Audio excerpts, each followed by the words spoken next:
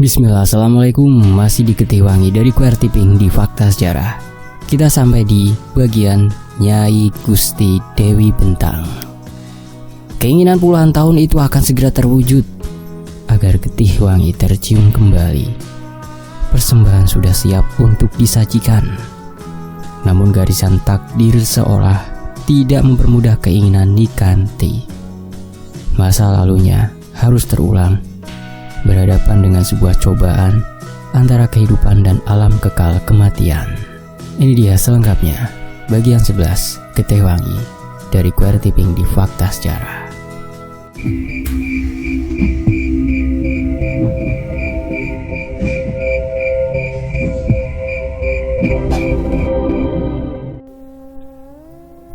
Gelap itu semakin pekat, tidak memberikan cahaya bulan. Dan titik-titik bintang itu hadir malam ini bak memberikan izin dan keleluasaan bagi manusia untuk semakin tersesat, manakala yang disembahnya bukan lagi pencipta, melainkan makhluk ciptaannya. Angin kencang yang berhembus tidak seperti malam biasanya, yang hanya membawa udara dingin dari arah perkebunan menuju kampung Ujung Hejo. Kali ini, angin-angin tiba berkali lipat untuk menabrak gubuk yang bertembokkan bilik, hingga sampai ke rumah Nikanti, dan seluruh warga kampung Ujung Hejo merasakan sebuah pertanda. Keadaan puluhan tahun yang menjadi malapetaka akan kembali menghantui mereka, menunggu giliran tumbal yang dilakukan perempuan tua bernama Nisurti Kanti Widiarsi. Sementara itu, suara hantaman ranting pohon besar tua menimpa gubuk yang berada di samping hamparan kebun teh. Suara kencangnya sampai terdengar ke arah Mangyana yang sedang berharap cemas. Ia memaksa tubuhnya itu bergerak ke atas tempat ia berdiam untuk melihat ke arah gubuk. Begitu juga dengan dua orang yang berada di dalam gubuk, langsung terdiam dengan suara kencang barusan yang hampir meruntuhkan bagian atapnya.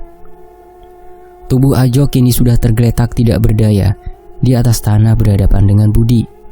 Wajahnya sudah penuh dengan darah akibat beberapa kali mendarat hantaman pukulan yang dilakukan Budi tanpa belas kasihan.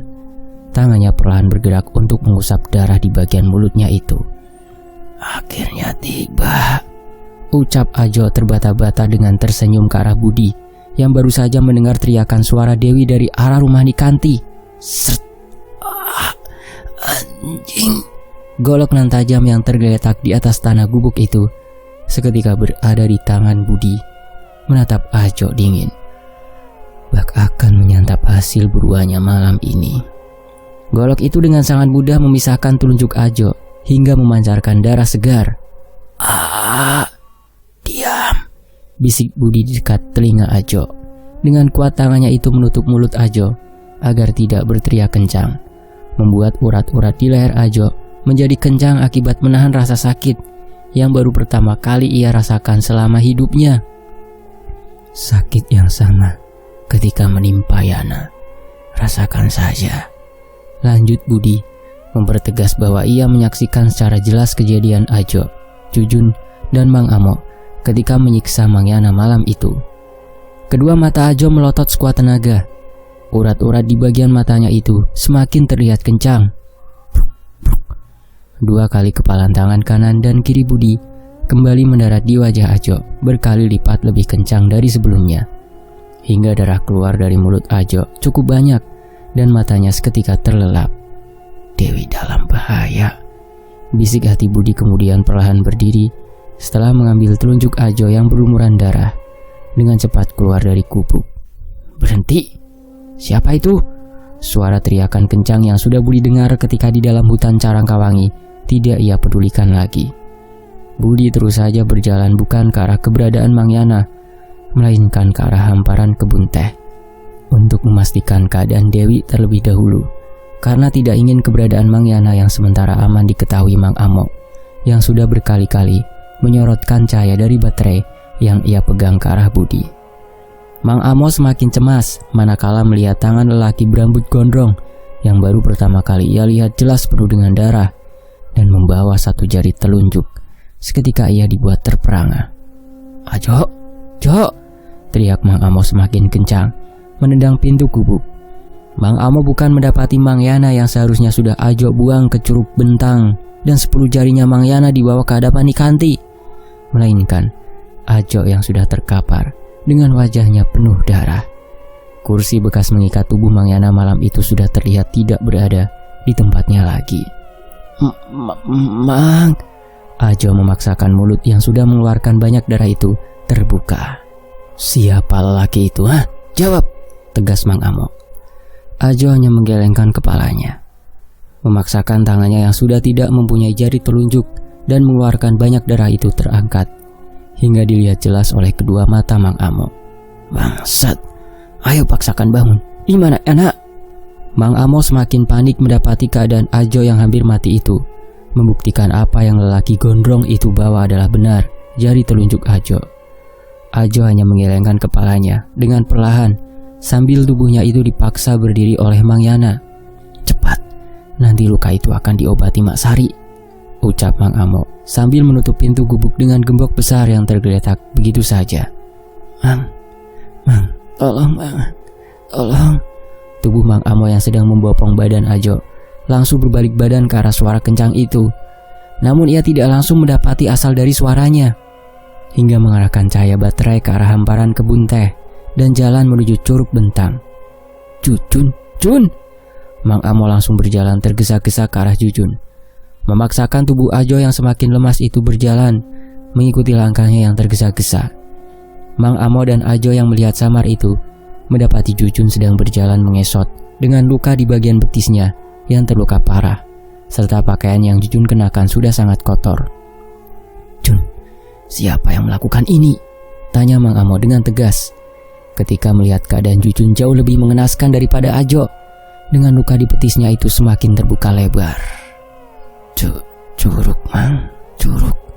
Di dekat curug, lelaki berambut gondrong, jawab Jujun dalam keadaan semakin melemah, karena ia merangkak dan ngesot dari arah curug sejak sore hari untuk menyelamatkan dirinya yang masih ingin hidup itu.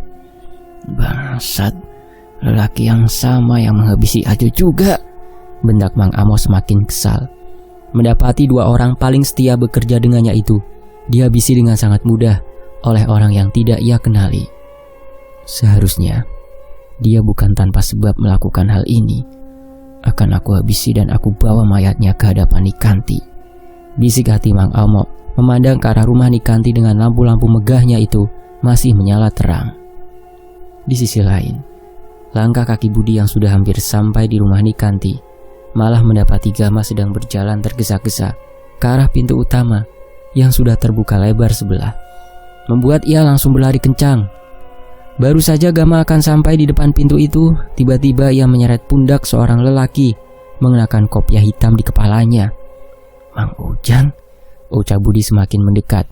Bud, untung kamu sampai, bantu aku cepat, ucap Gama semakin panik sambil membenarkan tas yang ia gendong. Melihat wajah Mang Ujang sudah pucat. Ada apa ini, Gam? Tanya Budi semakin penasaran. Sebentar, itu apa Budi? Tegas Gama baru menyadari telunjuk jari yang ada di tangan Budi, serta tangan Budi yang sudah penuh darah. Ajo, telunjuknya Ajo. Dia masih bernyawa. Sebagai peringatan sebelum aku habisi semuanya, Gam. Maaf, ucap Budi sambil menundukkan kepalanya. Gama hanya menggelengkan kepalanya. Namun telunjuk yang sudah terpisah dari tangan Ajo itu tidak akan bisa lagi menyatu, membuat Gama hanya menepuk pundak Budi berkali-kali, bak memberikan pertanda yang langsung Budi pahami. Baik Gam, aku paham. Maafkan aku, itu cara yang paling baik, jawab Budi perlahan. Sudah, tidak perlu minta maaf. Semuanya akan menambah keadaan Dewi semakin berbahaya. Barusan Mang Ujang tiba-tiba masuk lewat pintu depan, membawa golok. Ia ingin memenggal kepala Nikanti, namun tiba-tiba terpental, Bud. Mang Yana di mana sekarang? Kata Gama menjelaskan sambil memangku tubuh Mang Ujang. Dewi di dalam seharusnya masih aman. Makhluk dari Curug Bentang sudah sampai di kamar Nikanti, Bud. Lanjut Gama menjelaskan sambil membopong tubuh Mang Ujang yang sudah tidak sadarkan diri. Bawa Mang Ujang ke rumahnya. Setelah rumah Mang Yana lurus ke dalam kampung, aku akan bawa Mang Yana ke rumah itu juga.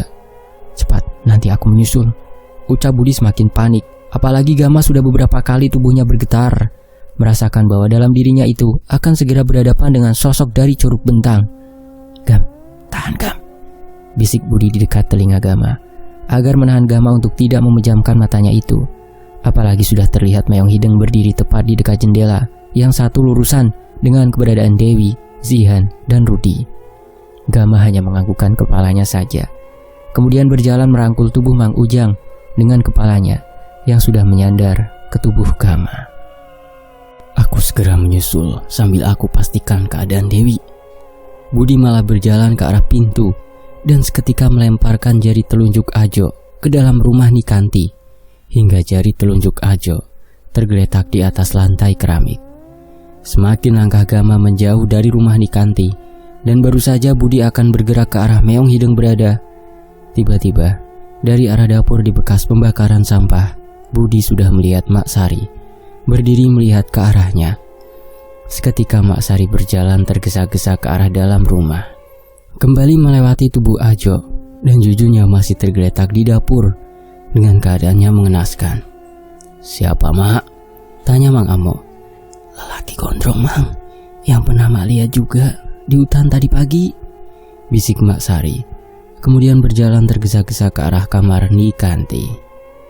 "Tanyakan ke Nikanti, kapan Ni Ajo dan Jujun sadar, Mak, agar bisa mencari dan menghabisi lelaki gondrong itu," ucap Mang Ajo masih didengar oleh jelas Mak Sari. Sementara itu, tubuh Dewi, Zihan, dan Rudi masih tergeletak di ruangan tengah rumah.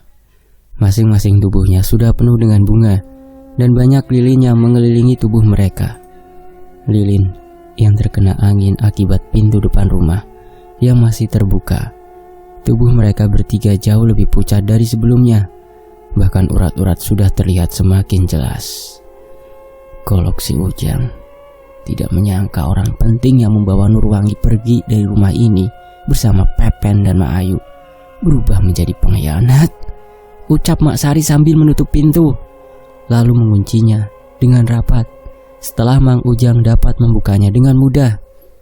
"Telunjuk Ajo, tidak salah lagi," lanjut Mak Sari, melihat jari telunjuk itu tergeletak di atas lantai keramik.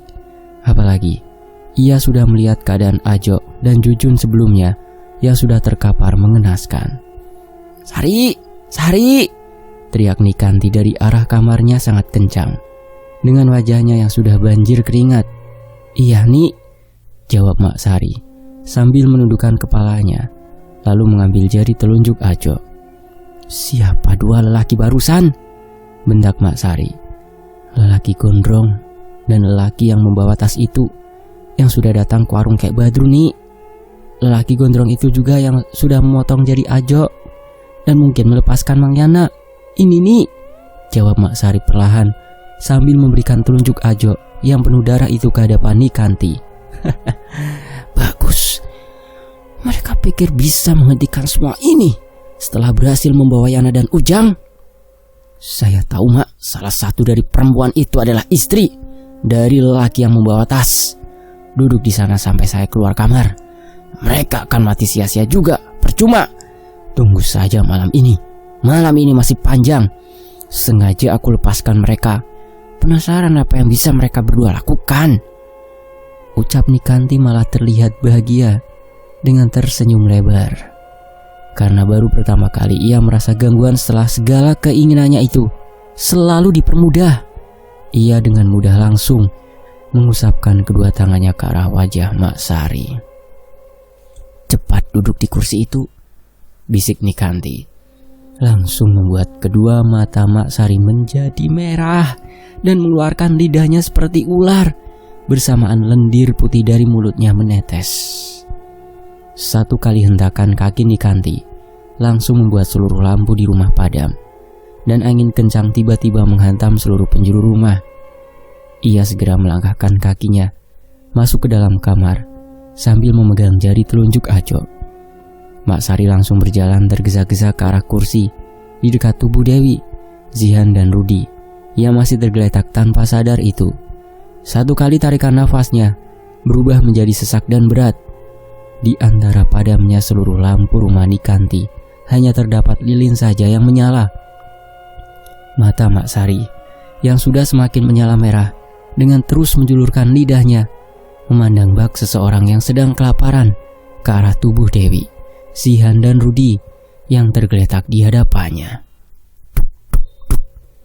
Suara langkah kaki didengar jelas oleh telinga Mak Sari yang sudah dikendalikan oleh sosok yang Nikanti masukkan ke dalam tubuhnya. Dari cahaya lilin yang terus bergerak terkena angin dan juluran lidah Mak Sari yang mengeluarkan lendir, kini sudah berjalan perlahan. Terlihat 3 perempuan secara bersamaan dengan wajah hancur penuh darah, dengan mengenakan pakaian lusuh, berjalan keluar dari kamar yang sebelumnya Dewi, Zihan dan Rudi tempati. Rambut-rambut panjangnya itu terurai berantakan, dengan aroma tubuh amisnya semakin tercium hidung Mak Sari, membuat ia semakin menjulurkan lidahnya semakin panjang, bak akan lepas dari mulutnya. 3 sosok perempuan itu sama-sama mempunyai luka sayatan di pergelangan tangannya sama dengan Nurwangi. Di bagian kakinya sudah banyak kulit yang sobek, terus-menerus mengeluarkan darah dengan bau amis yang semakin menyengat. Akhirnya terjadi undangan itu. Anak perempuan Nikanti sudah berkumpul semuanya, bisik Mang Amo yang melihat dari kejauhan dari cahaya gelap ke arah lilin menyala ketika baru saja akan menghampiri Mak Sari. Namun Mang Amo sudah mengetahui kejadian puluhan tahun yang ia saksikan kembali, membuat ia mengurungkan niatnya dan berjalan kembali untuk menjaga Ajo dan Jujun sebelum mereka sadar. Apalagi ia sudah mencium berbagai bunga dan amis darah di arah pintu kamar Nikanti. Di dalam kamar, wajah bahagia Nikanti terpancar sambil memegang telunjuk jari Ajo yang langsung ia letakkan di kepalan tangan Nurwangi yang masih terbaring di atas kasur. Tubuhnya hanya dililit oleh sebuah kain sinjang motif batik dengan cahaya lilin yang terus menyala mengelilingi ranjang tua. Segera Nikanti melepaskan kardigan rajutnya hingga duduk di depan cermin. "Datanglah," bisik hati Nikanti sambil membuka kertas bertuliskan coretan tangannya. Dengan gemetar ia sesekali melihat ke arah pantulan cermin untuk mengintip ke arah lemari yang terletak tidak jauh dari arah Nurwangi terbaring. Kerkat. Apa yang diharapkan Nikanti langsung terjadi. Pintu lemari tua itu terbuka dengan perlahan, namun tanpa ada satupun wujud yang keluar, melainkan tubuh Nurwangi yang bangun dengan perlahan. "Surti," ucap Nurwangi dengan matanya yang sedari tadi terpejam, kini sudah terbuka.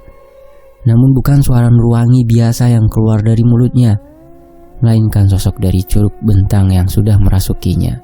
"Ampun Nyai Gusti Ratu Dewi Bentang, kaulah ngadep masihan naon anu sakedahna kaulah pasikeun ka anjeun panguasa bumi," ucap Nikanti sambil menundukkan kepalanya ke arah cermin.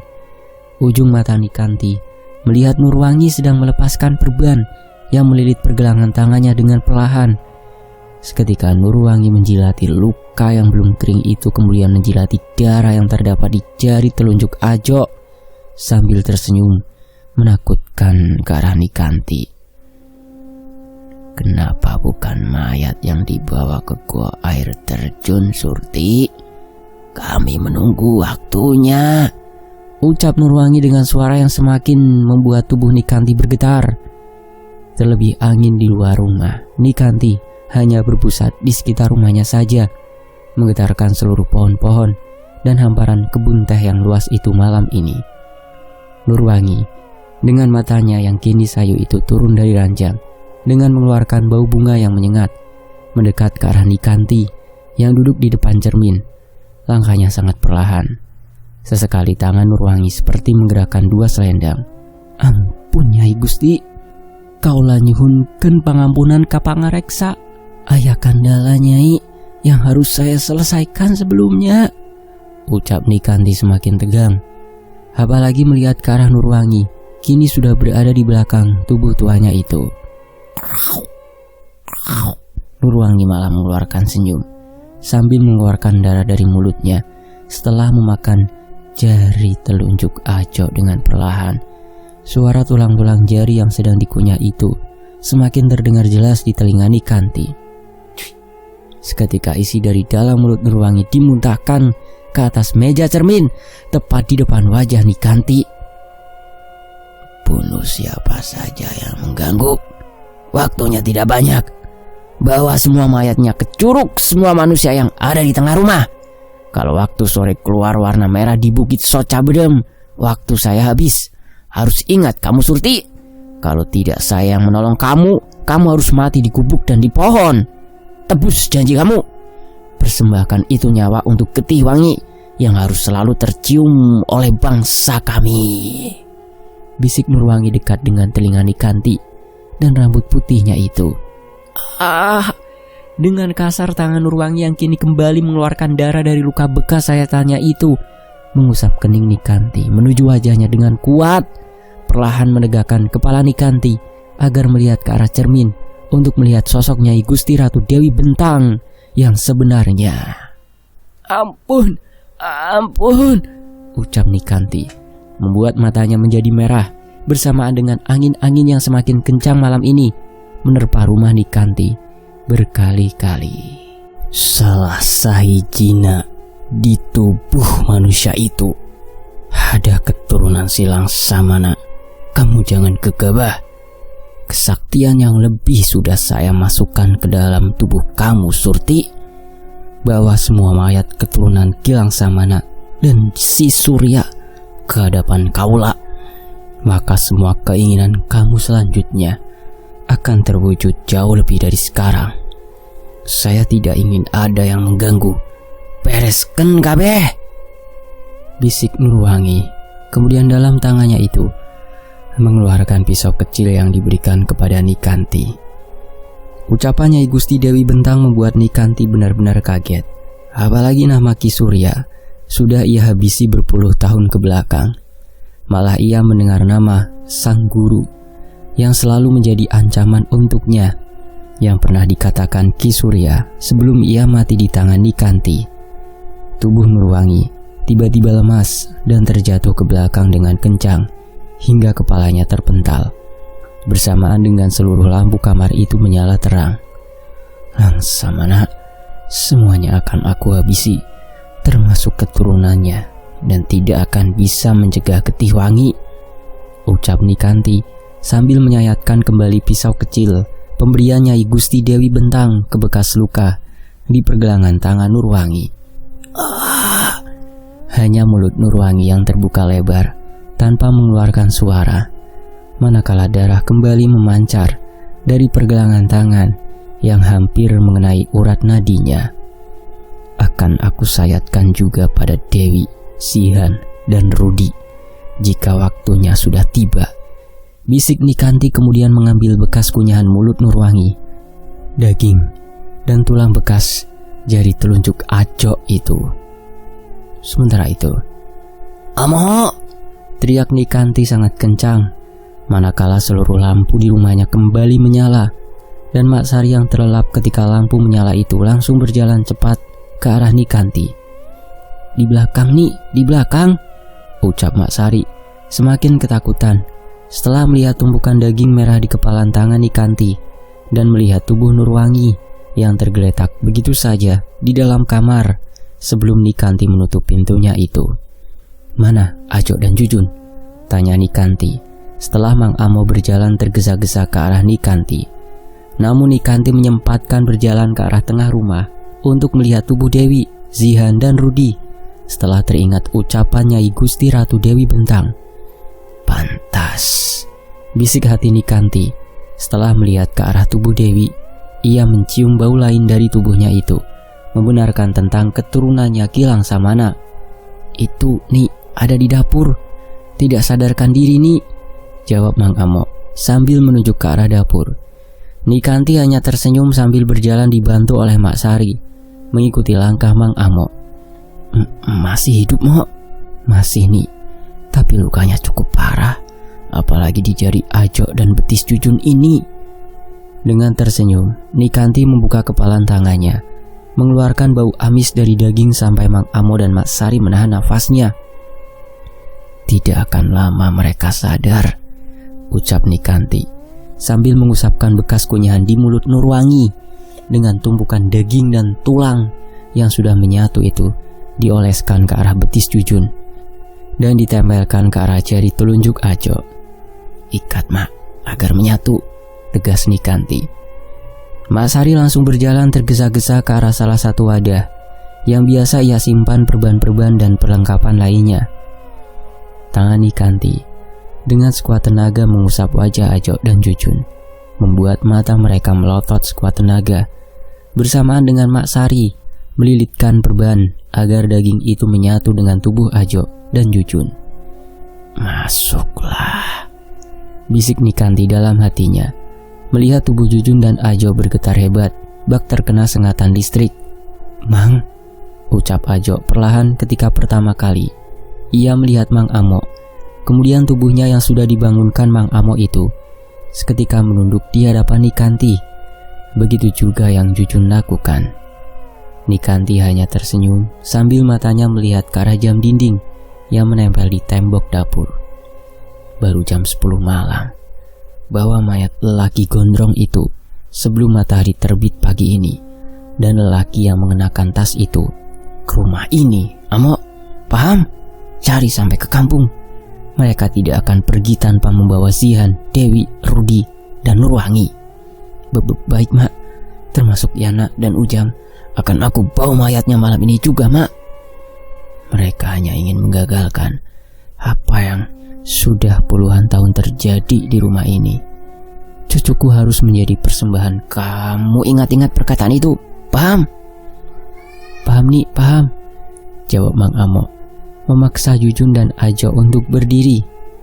"Langsamana, satu di antara dua lelaki itu ada keturunannya," bisik Nikanti sambil tersenyum ke arah Mang Amo. Wajah Mang Amo seketika kaget. Tangannya bergetar manakala mendengar nama yang sudah pernah ia dengar sebelumnya keluar dari mulut Ki Surya sebelum mati. "Tenang, akan aku habisi, Mo. Bawa mereka ke sini segera," lanjut Nikanti menepuk pundak Mang Amo. Mang Amo yang masih tidak percaya dengan ucapan Nikanti langsung dengan cepat keluar dari dapur dengan kondisi Jujun dan Ajo seketika pulih, walau harus membekas sebuah perban di betis dan bekas jari yang terputusnya itu. "Mak yang jaga rumah?" tanya Mak Sari yang kini terlihat ketakutan setelah Mang Amo pergi dengan tergesa-gesa. "Lihat," tegas Nikanti melihat ke arah jendela dapur yang menghadap ke arah hamparan kebun teh dan gubuk tua. Dari arah Curug Bentang sudah terlihat beberapa sosok berdatangan. Begitu juga dari arah pohon besar, para penunggu Curug Bentang dan beberapa sosok-sosok berwajah hancur itu menuju arah rumah Nikanti. Terlebih mereka diundang oleh Darah yang keluar dari pergelangan tangan Nurwangi. "Mereka akan menjaga kita malam ini. Kamu jaga di tengah rumah, Emak. Aku urus Nurwangi terlebih dahulu. Semoga besok cahaya sore dari arah Bukit Soca Berem bukan lagi berwarna kuning, melainkan merah. Dan tibalah hari kematian mereka semua," bisik Nikanti semakin merasakan dalam tubuhnya itu jauh berbeda dari sebelumnya setelah usapan tangannya Gusti Dewi Bentang bersarang di wajahnya. "Sosok dalam tubuh Ajo dan Jujun akan terpantau dari getih wangi tubuh Nurwangi," lanjut Nikanti sambil membuka pintunya akan mengendalikan dari kamarnya itu. Di sisi lain, di sebuah rumah nan sederhana yang terlihat baru saja diisi kembali itu, tubuh Mang Yana baru saja diletakkan oleh Budi yang sedang mengatur nafasnya. Tubuh Mang Ujang masih terbaring dengan matanya yang terlelap. Rumah yang terletak cukup jauh dari rumah Nikanti dan Mang Yana. Letaknya hampir di tengah kampung, namun cukup jauh. Dengan tetangga lainnya terpisah sebuah kebun yang cukup luas. "Bantu aku buka bajunya, Bud. Lukanya tidak akan berbekas. Harus ada yang aku keluarkan dari tubuh Mang Ujang," kata Gama. Seluruh tubuhnya banjir dengan keringat. Maaf Pak Gama. Saran Amang lebih baik dimatikan saja semua lampu di rumah Mang Ujang ini. Takutnya Amok datang." Amang mendengar jelas suara Amok, Jujun dan Ajo di dekat gubuk ketika Budi mendekat ke arah rumah Nikanti, ucap Mang Yana sambil membenarkan kacamatanya. Kemudian mengelap darah yang masih keluar dari sobekan luka di betisnya itu, lalu menyandarkan tubuhnya ke tembok. "Ada benarnya, Mang. Tapi tunggu sebentar saja," jawab Gama, langsung mengeluarkan gelang gengge dalam saku celana. Setelah Budi membangunkan perlahan tubuh Mang Ujang. "Lebam, Gam. Cepat. Darahnya bisa saja tidak mengalir dalam tubuh Mang Ujang ini. Bahaya," ucap Budi sangat kaget melihat warna hijau di punggung Mang Yana. Mata Mang Yana bak tidak percaya pada benda yang kini berada di tangan Gama. Namun ia langsung menundukkan kepalanya sambil dalam hatinya berucap sebuah doa untuk almarhum bapaknya Ki Surya dan Kilang Samana yang sudah ia ketahui sejak dulu melalui cerita kini berbuah nyata. "Tahan, Mang. Baca ikuti dalam hati Amang. Lawan. Maaf, aku buka dulu kopiahnya ya," bisik Gama di telinga Mang Ujang sambil perlahan melepaskan kopiah hitam di kepala Mang Ujang. Seketika mata Gama terpejam. Ucapan amalan dalam hatinya bergema, membuat ia hanya melihat gelap saja yang semakin pekat, sambil mengatur dirinya agar terkendali manakala gelang gengge itu ditempatkan pada tubuh Mang Ujang, membuat punggung Mang Ujang tiba-tiba mengeluarkan keringat yang banyak, mengakibatkan lebam kulit tuanya yang berwarna hijau itu semakin pudar. "Mending indit, lamun henteu sia kabeh modar." Tidak Gama pedulikan sosok yang masuk ke dalam tubuh Mang Ujang itu yang terus memberikan ancaman. "Awewe maneh nu bakal modar ku aing. Aing diparentah nikanti." Seketika tubuh Gama bergetar. Gelang gengge itu ia tekan lebih kuat sambil tangan kirinya memegang kepala Mang Ujang. Bersambung. Nantikan bagian berikutnya hanya di Fakta Sejarah. Demikianlah Getiwangi dari KR Tiping. Terima kasih semuanya. Saya pamit. Wassalamualaikum warahmatullahi wabarakatuh. Alhamdulillah.